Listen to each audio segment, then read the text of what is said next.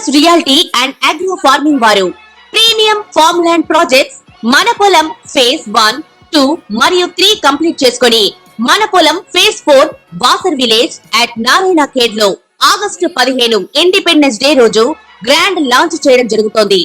Launching మరియు independence day సందర్భంగా 5 guntas land out rate లో బుక్ చేసుకున్న వారికి 1,50,000 రూపాయల డిస్కౌంట్ తో పాటు 2 గ్రాముల గోల్డ్ ఫ్రీగా ఇస్తున్నారు. పూర్తి వివరాలకు సంప్రదించండి. శ్రీమాత్రే నమః. సద్గురు జ్యోతిషాలయం వారి యొక్క అక్టోబర్ నెల పూర్తి రాశి ఫలితాలని ద్వాదశ రాశులకి మనం ఇప్పుడు తెలుసుకోబోతున్నాం. జ్యోతిషాస్త్రరీత్యా ద్వాదశ రాశుల్లో 10వ రాశి అయినటువంటి మకర రాశి మిత్రులారా, మీరు ఉత్తరాషాఢ నక్షత్రం 2, 3, 4 పాదములు, శ్రవణ నక్షత్రం 1, 2, 3, 4 పాదములు, ధనిష్ఠా నక్షత్రం 1, 2 పాదాలకు జన్మించిన మీరు మకర రాశి వారిగా పరిగణించబడుతున్నారు. మీకు ఈ యొక్క అక్టోబర్ నెల శుభాశుభ ఫలితాలు ఎలా ఉందో చూద్దాం. మీకు విజయదశమి శుభాకాంక్షలు మరియు దీపావళి శుభాకాంక్షలు. 7.5 శని యొక్క షాడైసాత్ యొక్క అవసానంలో ఉన్నారు. మకర రాశి వారికి కాస్త ఈ నెల అనుకూలించదు. వివిధ సందర్భాలలో మీరు జాగ్రత్తగా ఉండాలి. మకర రాశి వారికి ఇది ఓపిక పట్టవలసినటువంటి మాసంగా చెప్పుకోవచ్చు. శుక్రుడు ఈ నెల 9వ ఇంట్లో కేతువుతో కలిసి ఉంటాడు. బృహస్పతి మొత్తం 5వ ఇంట్లో ఉంటాడు. శని మాసం అంతా 2వ ఇంట్లో తిరోగమన స్థితిలో ఉంటాడు. 8వ ఇంట్లో సూర్యుడి ప్రభావం. ఆదాయం దినదినాభివృద్ధి పొందినా అంతే ఈక్వల్ ఖర్చు కూడా వస్తుంది. జీతభత్యాలు పెరిగే అవకాశం ఉంది. వృత్తి వ్యాపారంలో కూడా లాభంగా నిలకడగా సాగుతుంది. కాస్త ఇబ్బందులు కూడా ఉన్నాయి. సేవా కార్యక్రమాల్లో పేరు తెచ్చుకుంటారు.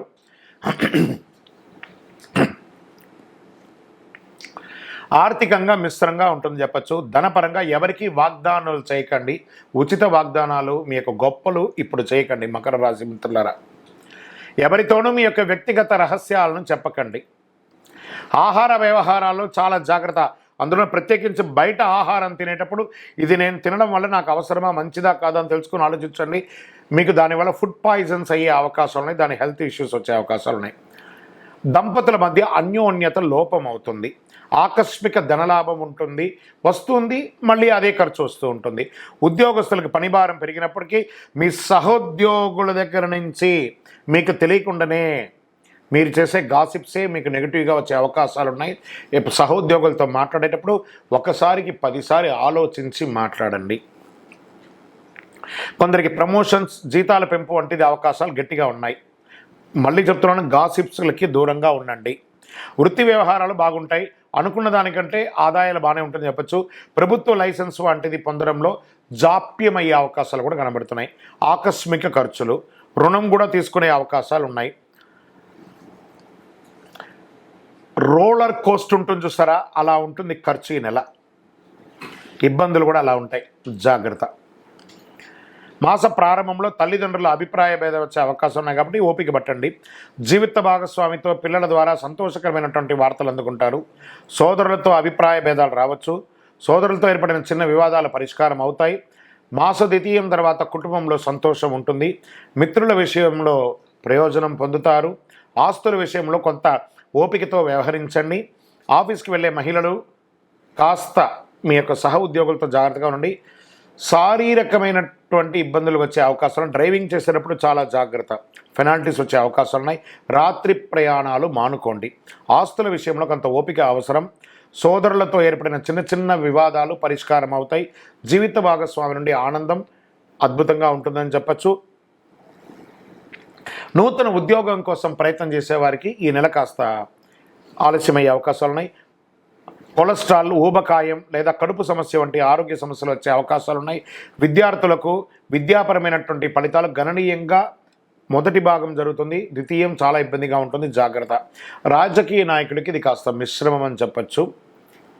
షేర్ మార్కెట్ అస్సలు ముట్టుకోకండి. మీడియా రంగం వారికి మిశ్రమం. నూతన ఉద్యోగం ప్రయత్నం చేసేవారికి ఒక 1 మంత్ వెయిట్ చేయండి, అన్నీ వస్తాయి. అదృష్ట రోజులు అని చెప్తే ఈ యొక్క అక్టోబర్ నెలలో 5, 8, 12, 15, 16 అని కూడా చెప్పుకోవచ్చు. చంద్రాష్టమం నెల ప్రారంభంలోనే వచ్చింది కాబట్టి చాలా జాగ్రత్తగా ఉండాలి. శివుని పూజించడం మంచిది. శని భగవాన్ని ప్రార్థన చేసుకోవడం చాలా మంచిది. ఓపిక, ఈ నెల చాలా ఓపిక, మళ్ళీ చెప్తున్నాను, జాగ్రత్త అని కూడా చెప్పచ్చు. మీ యొక్క వయసు ఎంత ఉందో అన్ని దీపాలు వెలిగించండి, అన్ని మేలు జరుగుతుంది మీకు. శ్రీమాత్రే నమః. నమస్కారం. మా ఛానల్ ప్రేక్షక మిత్రులందరికీ కూడాను పేరు పేరున దసరా శుభాకాంక్షలు. మీరందరూ కూడాను ఆ అమ్మలుగా ఉన్న ఆ అమ్మవారి యొక్క పరిపూర్ణమైనటువంటి అనుగ్రహంతో మీరు అందరూ ఆయురారోగ్య ఐశ్వర్య భోగభాగ్యాలతో ఉండాలని మనస్ఫూర్తిగా ప్రార్థన చేస్తున్నాను. మా ఛానల్ చూస్తున్నటువంటి ప్రతి ప్రేక్షక మిత్రులు మీ జీవితంలో విజయదశమికి ఎన్నో విజయాలు రావాలని మనస్ఫూర్తిగా కోరుకుంటున్నాం. మా ఛానల్ని కాస్త సబ్స్క్రైబ్ చేయండి, మీ మిత్రులకు కూడా కాస్త షేర్ చేయండి. ఈరోజు మనం తెలుసుకోవాల్సినటువంటి ఒక ముఖ్యమైనటువంటి విషయం ఏమంటే, హిందువుల యొక్క ప్రధానమైనటువంటి పండుగ అది ఏదైనా ఉందంటే విజయదశమి. అన్నదమ్ములు, అక్క చెల్లెలు, కుటుంబం అంతా కూడా కలిసి ఒక 10 రోజులు పండుగగా జరుపుకునేటువంటి ఒక మహోత్తరమైనటువంటి దసరా. 10 రోజులు అద్భుతంగా పిల్లలకి కాలేజీ, స్కూల్ అన్ని లీవులే, అద్భుతంగా ఉంటుంది. ఈ పండుగ గురించి మనం కొంచెం డెప్త్గా కొంచెం విశ్లేషించుకుంటాం. ఈ యొక్క ఎపిసోడ్లో మనం ఏం చేస్తున్నాం, శరదృతువు ప్రారంభంలో వచ్చే పండుగ కనుక ఈ పేరు శరన్నవరాత్రిగా వచ్చిందనమాట.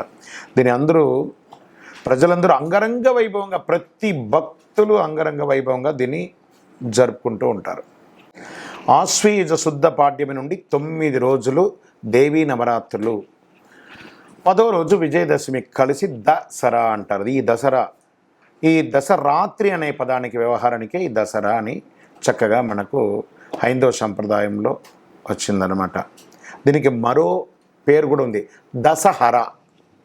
అంటే అదే దసరా అయ్యిందని చెప్తూ ఉంటారు. ఈ దసరా అంటే ఏంటి, దశ దోషాలను హరించే ఒక మంచి అద్భుతమైనటువంటి దినాలు కాబట్టి దీన్ని దసహరా అని చెప్పడం జరిగింది. ఇందులో ఆ దశదోషాలు ఏంటి, కామం, క్రోధం, క్రూరత్వం, ద్వేషం, దురాశ, అసూయ, ఆవేశం, గర్వం, మోహం, స్వార్థం, ఈ 10 దుర్గుణాలని దశ హరించేటువంటి ఒక పర్వదినం కాబట్టి ఇది దసరాగా మారింది. ఈ 10 పాపాలకి మూలమేంటి, అహంకారం. నాకు అన్నీ తెలుసు అనేది మనలోని నిండి ఉన్న అంతఃశత్రువులైనటువంటి ఆ గుణాలన్నింటినీ ప్రాళదోలి అహంకారం, అజ్ఞానం మీద సాధించి విజయాలకు ప్రతీతిగా నిలబడుతుంది కాబట్టి అది విజయదశమిగా మారింది. దసరాగా పిలువబడే ఈ పర్వదినాల్లో అమ్మవారిని అత్యంత భక్తి శ్రద్ధలతో ఊరు వాడ అద్భుతంగా చేసుకుంటూ ఉంటారు. 9 రోజులు 9 అవతారాల్లో అమ్మవారిని అలంకరిస్తారు. నవరాత్రుల్లో దేవిని పూజిస్తే 10 జన్మల పాపం పోతుందని పురాణాలు చెప్తున్నాయి. దేవీ శరన్నవరాత్రుల్లో అధర్మంపై ధర్మం గెలిచినట్టు నిర్వచనలు ఉన్నారు. ఈ పండుగ మొదటి 3 రోజులు పార్వతీదేవికి, ఇది బాగా గుర్తుపెట్టుకోండి, 9 ఎలా డివైడ్ అయిందో, తర్వాత 3 రోజులు లక్ష్మీదేవికి, తర్వాత 3 రోజులు సరస్వతీదేవికి పూజలు నిర్వర్తిస్తారు. ఈ సమయంలో పూజలు విద్యార్థులు తమ పుస్తకాలు ఉంచుతారు, విద్యాభ్యాసంలో చక్కగా వారి యొక్క ఫ్యాక్టరీస్లో లేకపోతే పనిముట్లకో అన్ని వస్తువులకన్నిటికీ కూడాను, వారి వాహనాలకన్నిటికీ కూడా పూజలు చేస్తుంటారు. కొంతమంది బొమ్మ కొలువులు పెట్టుకుంటారు. ఆలయాలకి అమ్మవారికి ఒక్కొక్క రోజు ఒక్కొక్క అలంకారం చేస్తారు. ఇలా ఒక్కొక్క అలంకారం చేస్తారు కదా. ఈ 9 రోజులు 9 అలంకారాలు చేస్తారు. మరి ఆ రోజుల్లో ఏ నైవేద్యాలు కూడా పెడతారు, ఏ అలంకారం చేస్తారు అది కూడా తెలుసుకుందాం. మొదటి రోజు శైలపుత్రిగా, పాడ్యమి రోజు విశేష పూజలు చేస్తారు. ఆ రోజు పాడ్యమి రోజున శ్రీ దుర్గాదేవిని చలిమిడి వడపప్పు పాయసంతో నైవేద్యం చేసుకుంటారు. మరి రెండవ రోజు వచ్చేటప్పటికి బాలా త్రిపుర సుందరీ దేవిగా ఈరోజు కుమారి పూజ చేస్తారు. విధి రోజు బాలా త్రిపుర సుందరిదేవి తీయటి బూందీ, శనగలు నైవేద్యం పెడుతుంటారు. 3వ రోజు గాయత్రీదేవి, అన్ని మంత్రాలకు మూఢశక్తి అయింది గాయత్రీదేవి కాబట్టి మంత్ర జపంతో చతుర్వేద పుణ్యం దక్కుతుందని ఆ రోజు గాయత్రీదేవికి రవ్వ కేసరి పులిహోర నైవేద్యంగా పెడతారు. 4వ రోజు లలితాదేవి, ముఖ్యంగా చెరుకు గడను ధరిస్తే దేవి అనుగ్రహం కోసం సుహాసిని పూజలు చేస్తుంటారు. లలితా సహస్రనామం చేసి కుంకుమార్చన అన్నీ కూడా చేస్తూ ఉంటారు చక్కగా. ఆ రోజు పొంగలి, అన్నపూర్ణాదేవిగా ఉంటారు కాబట్టి పొంగలి పెడుతూ ఉంటారు. 5వ రోజు సరస్వతీదేవి, మూలా నక్షత్రం రోజు నిర్వహిస్తారు. భక్తులు అజ్ఞానం తిమిరాన్ని తొలగించడానికి ఉంటుంది. ఈ లలిత పులిహోరను పెసర బూరెలు కూడా దానికి పెట్టవచ్చు అని అంటారు. 6వ రోజు అన్నపూర్ణాదేవి, ప్రాణకోటికి జీవనాధారం, సాక్షాత్ పరమశివుడికే అన్నదానం చేసినటువంటి ఒక అమ్మ.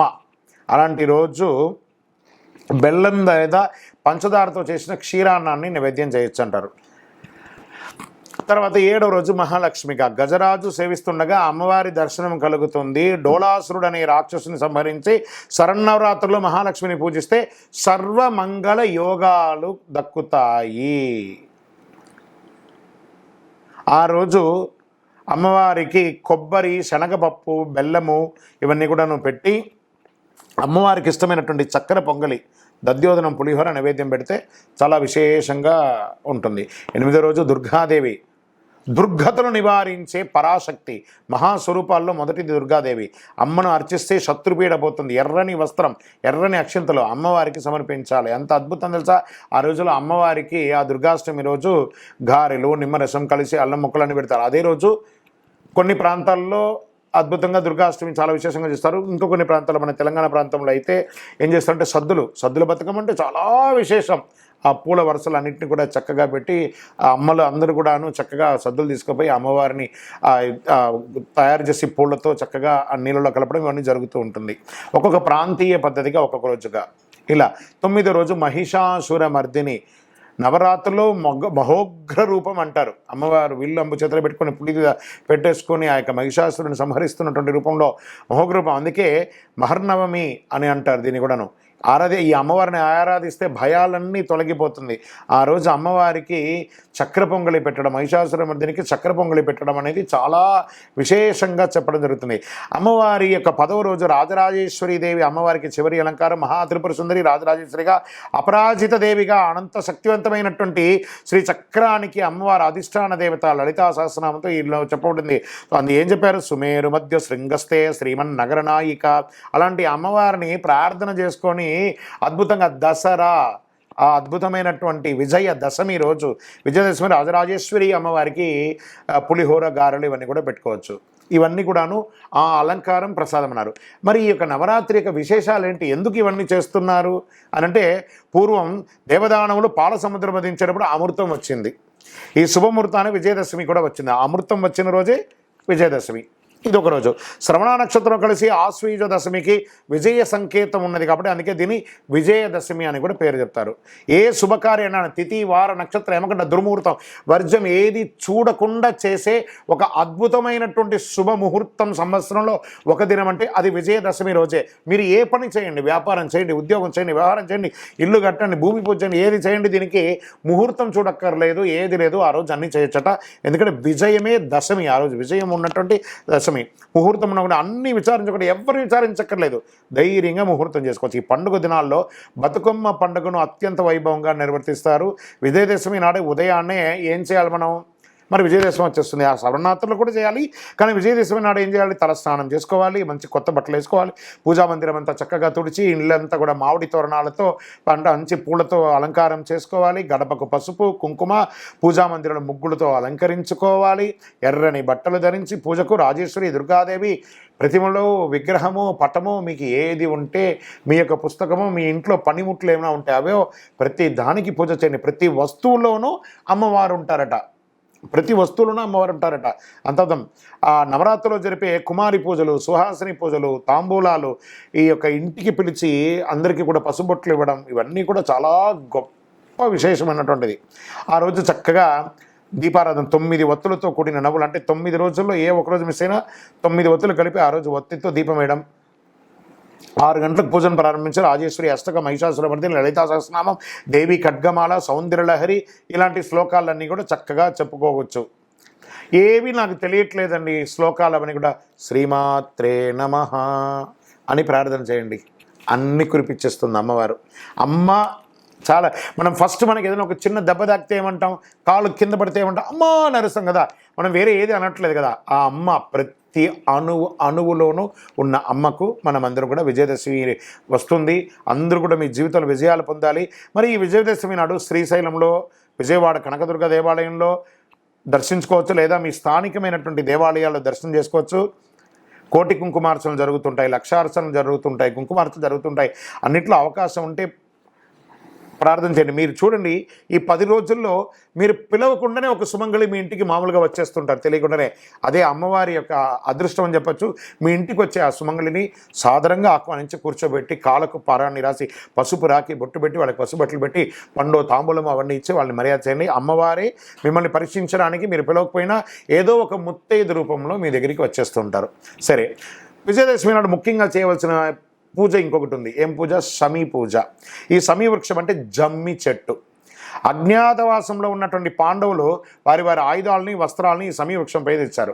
సమీ వృక్షం ఏంటంటే ఇప్పుడు నేను వేసుకున్నాను చూసారా, కరుంగాళి మాల అంటున్నారు చూసారా, ఈ కరుంగాళియే జమ్మి చెట్టు. ఈ యొక్క జమ్మి చెట్టు 90 ఏండ్ల వరకు అది జమ్మి చెట్టుగా ఉండి 90 ఏండ్ల తర్వాత 140 సంవత్సరాలలోపు ఇది కరుంగాళిగా పరివర్తనం చెందుతుంది.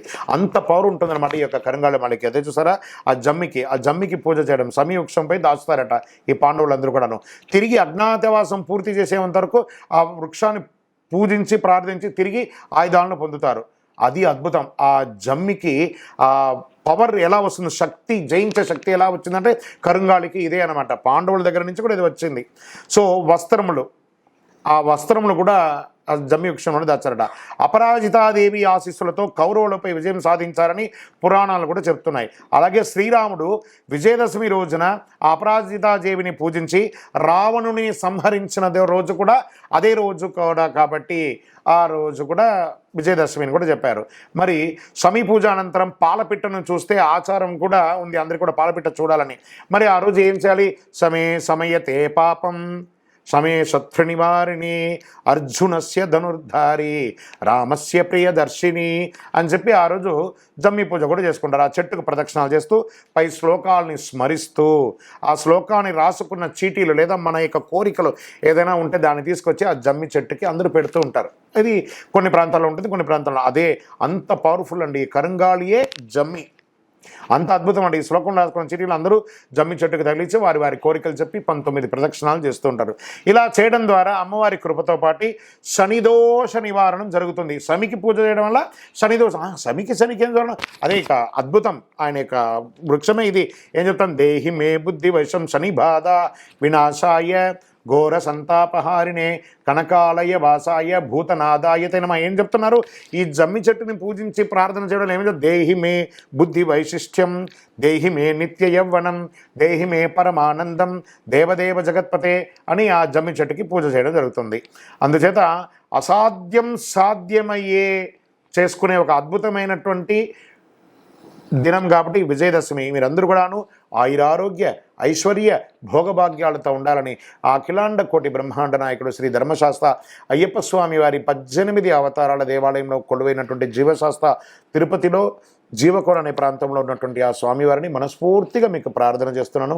మీరందరూ తిరుపతికి వచ్చినప్పుడు మన యొక్క దేవాలయాన్ని తప్పకుండా దర్శనం చేసుకోండి.